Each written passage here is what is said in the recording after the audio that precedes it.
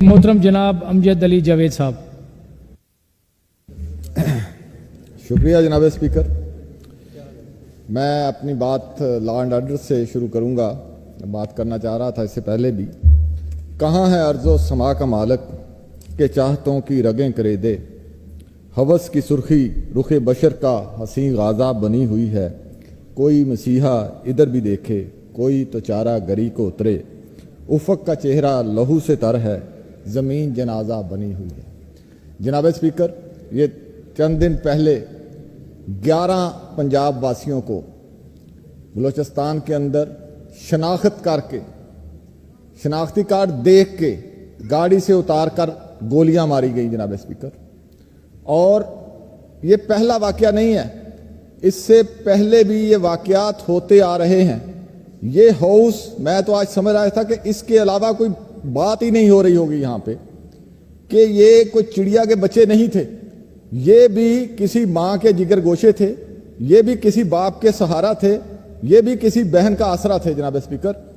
ये अगर भेड़ों का भी कोई रेवड़ है ना, उसमें भी कोई दरिंदा आके किसी एक भेड़ को उठाता है ना, तो वो एक मर्तबा गर्दन उठा के उसे देखती जरूर हैं, फिर मायूसी से चलती हैं।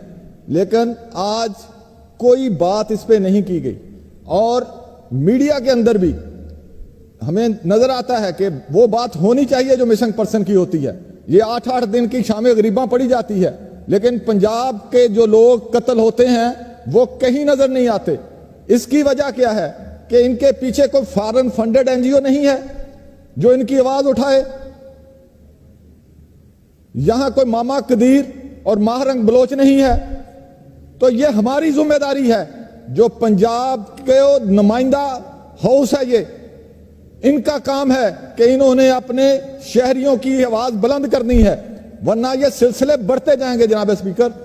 मैं आज इस पे करारदाद लाना चाहता था, लेकिन रूल्स ने परमिट नहीं किया। तो मेरी गुजारिश होगी कि मैं ये करारदाद जमा कराने जा रहा हूं कि हमें इस दहशतगर्दी की मजम्मत करना होगी, ताकि कोई माहूम सी आवाज तो उठे पंजाब से कि इनका भी कोई वाली वारस है, इनकी भी कोई बात करता है। तो जनाब स्पीकर, इसको बराहे करम आइंदा हाउस टेकअप किया जाए उस करारदाद को।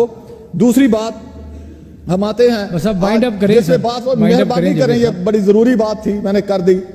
तो आज मैंने सिर्फ सजेशन देनी है। ये सब ने बात की है कि गंदम की बात हो रही है, तो गंदम जरूर खरीदी जानी चाहिए। काश्तकार अगर खुशहाल नहीं होगा, अगर वो बचेगा नहीं, तो ये हमारा सोसाइटी बैठ जाएगी जनाब स्पीकर। उसके लिए हमें कुछ गैर रवायती इकदामात करने होंगे। मुझे याद है कि एक किताब आई थी, गंदम के हमाम में सब नंगे। तो ये 75-77 साल से ये सिलसिला चल रहा है कमीशन का।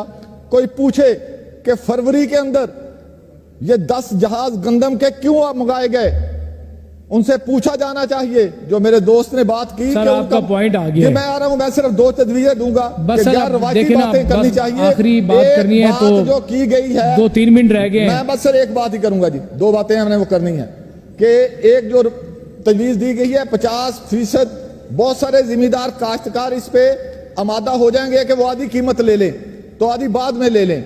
और दूसरी सजेशन मेरी ये होगी कि जो पैसा बैंकों के सेठों की जेबों में जाना है, 22% सूद है, 2% काइबर है, 2% इंश्योरेंस है, ये तकरीबन 26-27% बनता है। यानी 4000 के एवज हमें 1100-1200 रुपया सूद के तौर पर देना पड़ेगा जनाब स्पीकर, अगर ये पैसे बचा लिए जाए। बहुत शुक्रिया जी, बहुत शुक्रिया।